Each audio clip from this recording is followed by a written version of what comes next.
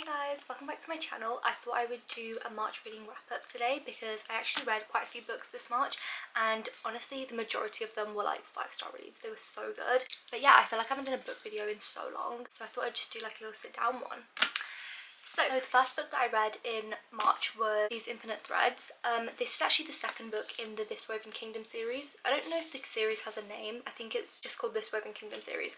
But yeah, you guys, I rated this book 4 stars, I think. It was really good. I really enjoyed it. I won't tell you what the second and third one is about, but I'll tell you like kind of what the first one is about because I don't want to spoil them for anyone. The series is basically about a girl called Eliza who is a long lost heir to like a Jinn kingdom, and she's got like these magical powers, but she's currently like living a double life as a servant and a seamstress. No one really knows that she's like this long lost queen until one day she actually meets the crown prince to the kingdom that she's currently living in, called Kamran, and he is hunting for someone. So he has like heard of a prophecy about a monster that's going to kill the king, so he's been hunting for like this person. He doesn't know that she's a crown prince.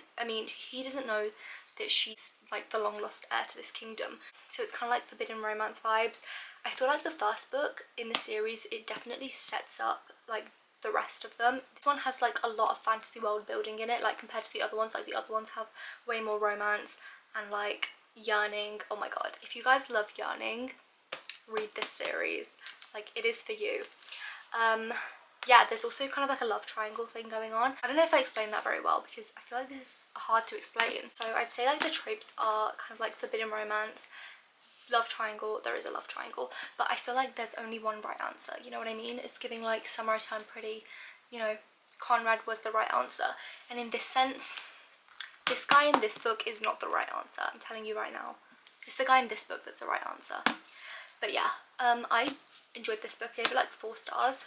And then the other two in the series, I think I gave this 4 stars and I think I gave this 5 stars. I don't know, but they were both incredible. If you guys really like kind of like yearning, I would recommend this trilogy. Oh wait, it's not a trilogy. She's making 5 books. It's not a trilogy, but I would really recommend this series. I feel like Tahara Mafi is such a popular author as well because she wrote Shatter Me. If you didn't like Shatter Me, I don't know, I feel like you'd like this a bit more because her writing's like way more mature and it's really different compared to Shatter Me. Like, I read Shatter Me a few years back and I don't know, I feel like sometimes the writing is a little bit cringe. Like, as much as I loved it, it was like one of the best series I've ever read. This one is written so much better.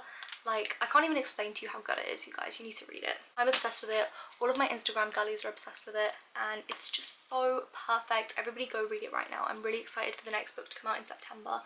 And yeah, so the next book that I read in March was actually Drowned in the Name of Love by Ruth Diaz.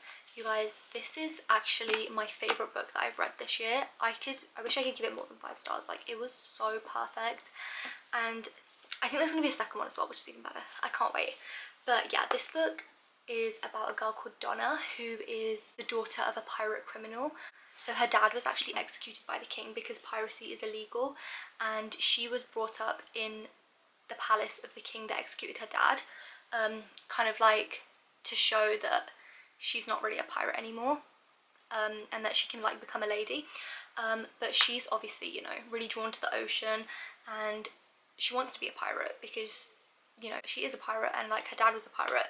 So it basically follows her. So she actually meets a captain called Caliso. I think that's his name. Hang on. Is that even how you pronounce it? Let me go on Google. Calico.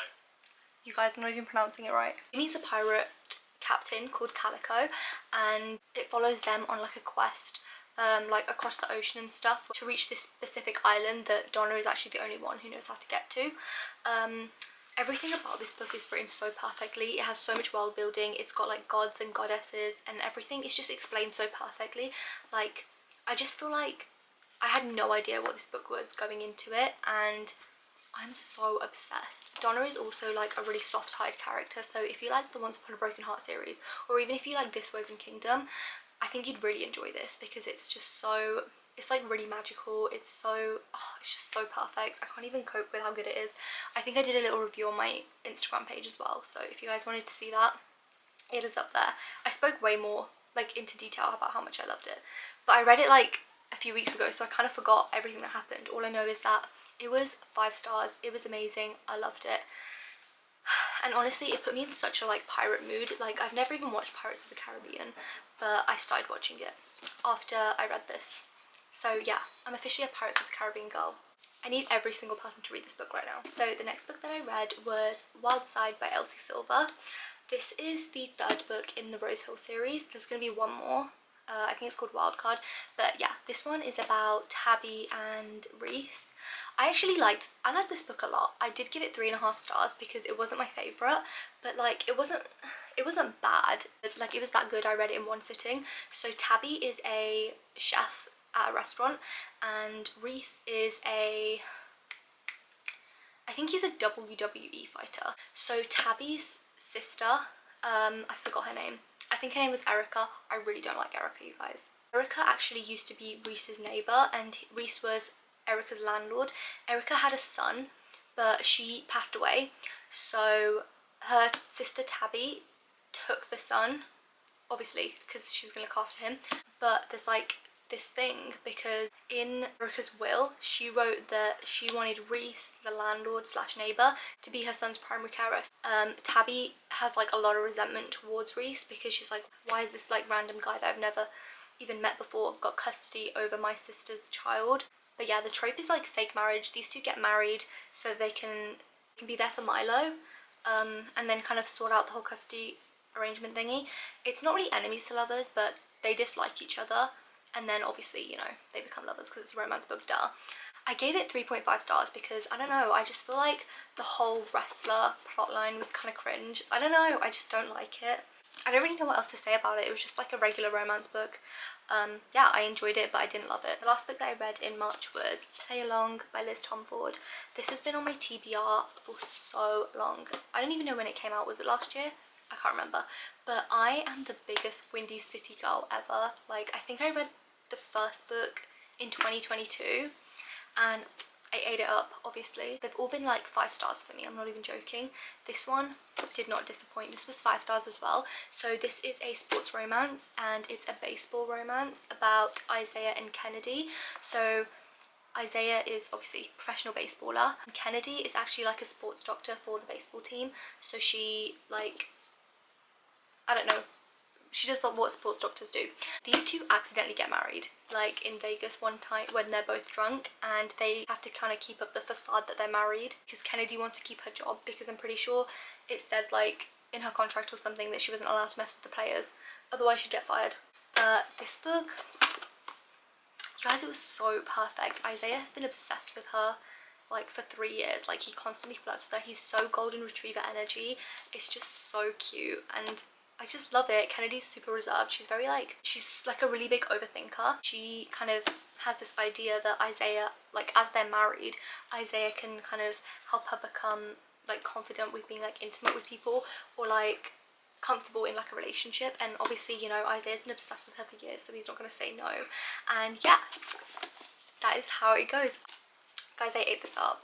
Oh, it was just so perfect and beautiful, and I'm obsessed. I actually think this is my second favourite book in the Windy City series.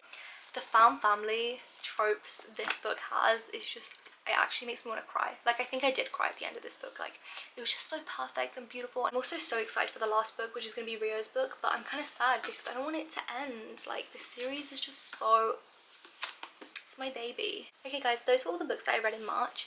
Thank you so much for watching, and I'll see you guys in my next video. Bye!